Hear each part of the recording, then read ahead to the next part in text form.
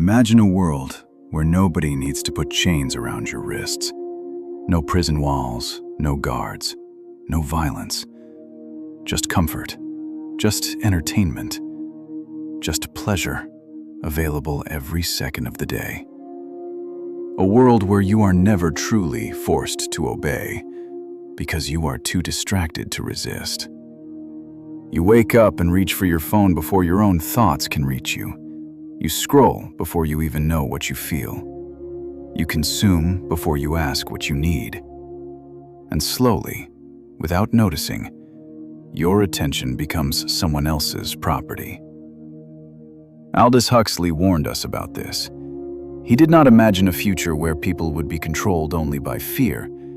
He imagined something far more dangerous. A world where people would love the things that enslave them, where pleasure would replace freedom, where comfort would replace courage, where distraction would replace thought. And the terrifying part is, that world does not feel like a prison. It feels convenient. It feels entertaining. It feels normal. Think about your own life for a moment. How often do you feel bored before reaching for stimulation? How often do you avoid silence because silence forces you to feel something? How often do you fill every empty moment with noise, music, videos, messages, food, shopping, anything that stops you from being alone with yourself? This is not an accident. The modern world has learned something powerful about human beings. We do not need to be controlled by force if we can be controlled by desire. Give people endless pleasure, and many will never ask why they feel empty. Give people endless entertainment, and many will never notice they have stopped thinking. Give people endless comfort, and many will forget what freedom even feels like. Huxley understood that the easiest slave to control is the one who believes he is choosing everything. Because when the prison feels pleasurable, the prisoner defends the cage. He calls it lifestyle. He calls it freedom. He calls it happiness.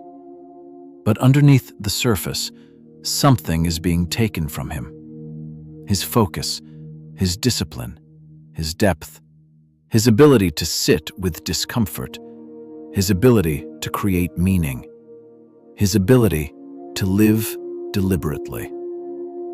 Pleasure itself is not evil. Joy is not the enemy.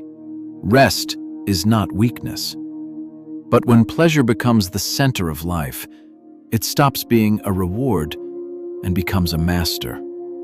You no longer use it. It uses you.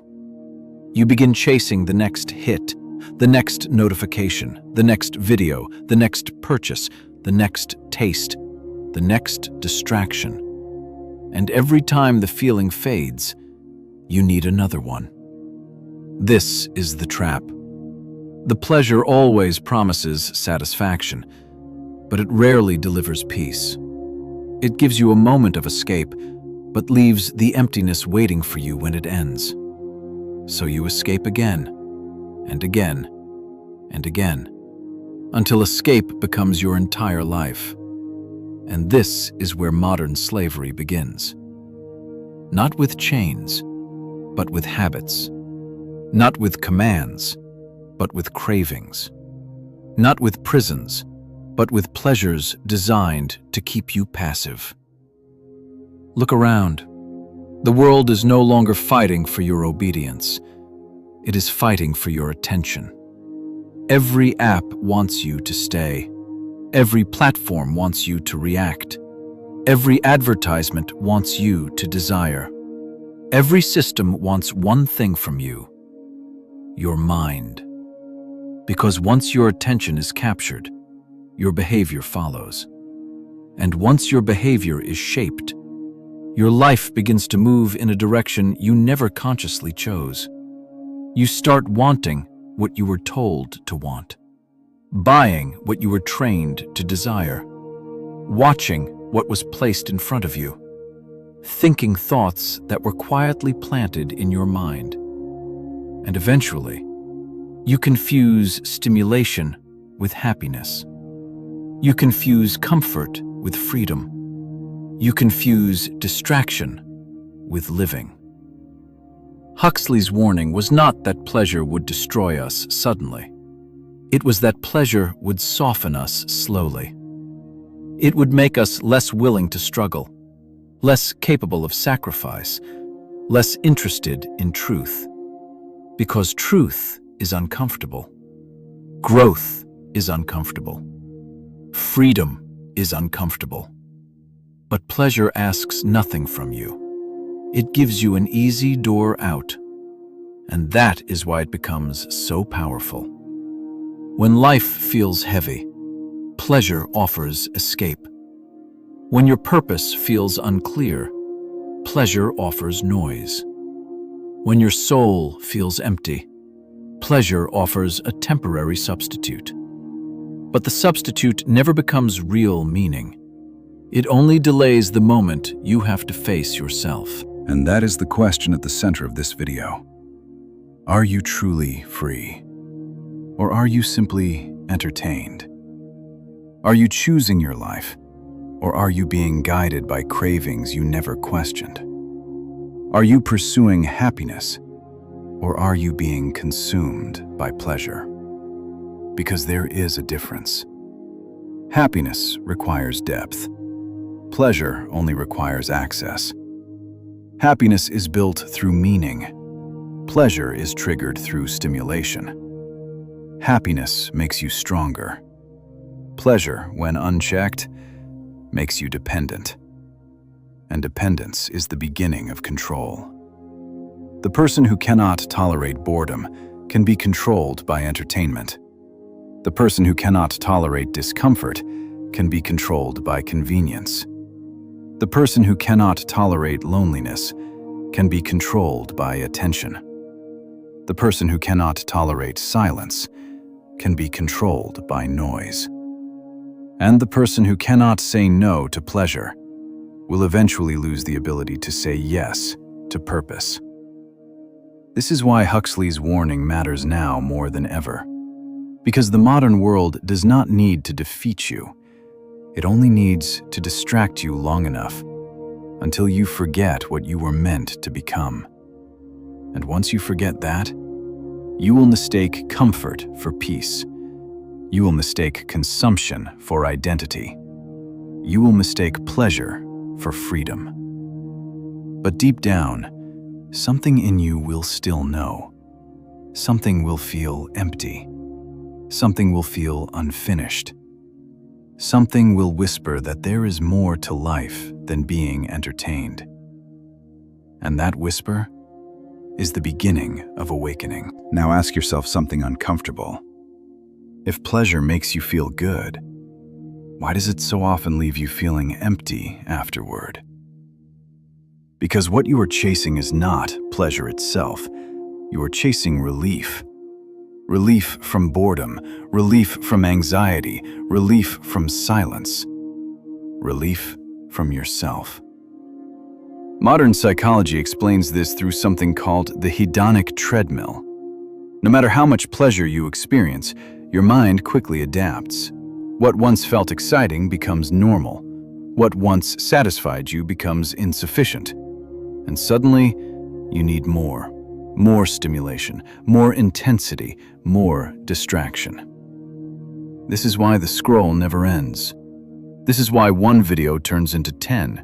This is why one moment of pleasure turns into hours of consumption. Because your brain is not built to stay satisfied. It is built to keep seeking. And the systems around you understand this perfectly. Every notification, every algorithm, every recommendation is designed to keep you chasing the next hit, not because it fulfills you, but because it keeps you engaged. And the longer you stay engaged, the more predictable you become. The more predictable you become, the easier you are to influence. And the easier you are to influence, the less free you actually are. This is the hidden structure of modern control, not forcing behavior, but shaping desire. Aldous Huxley described a society where people were controlled through pleasure, not because they were weak, but because they were comfortable. Comfort removes urgency. Comfort removes resistance. Comfort removes the need to question anything. And when you stop questioning, you stop thinking. When you stop thinking, you stop choosing. And when you stop choosing, you are no longer living consciously. You are simply reacting. Look at your daily habits. How many of them are intentional? And how many are automatic? How many times do you reach for your phone without deciding? How many times do you consume something just to avoid a feeling? How many times do you choose the easiest option instead of the most meaningful one? This is how control becomes invisible, because it doesn't feel like control. It feels like habit. It feels like preference. It feels like this is just who I am. But most of the time, it is who you were shaped to become. And the cost of this is not just time. It is your potential. Every moment spent in unconscious pleasure is a moment not invested in growth. Every distraction you choose is a direction you abandon. Every easy escape weakens your ability to face reality. This is why so many people feel lost, not because they lack opportunity, but because they lack clarity. And clarity cannot exist in constant stimulation. Clarity requires stillness. Clarity requires discomfort. Clarity requires space to think. But pleasure removes all of that. It fills every gap.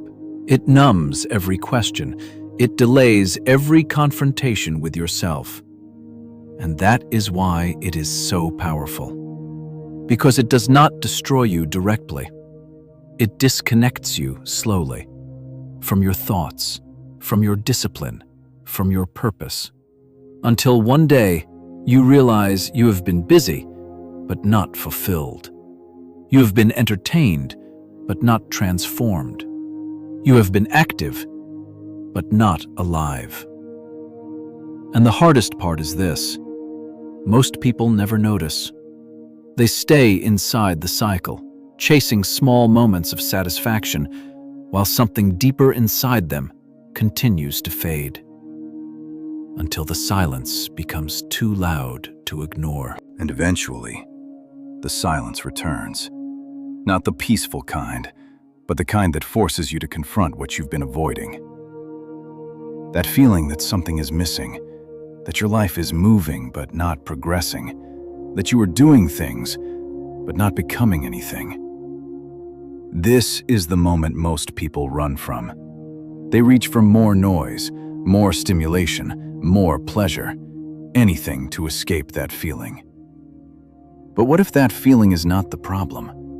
What if that discomfort is actually a signal? A signal that something inside you is waking up.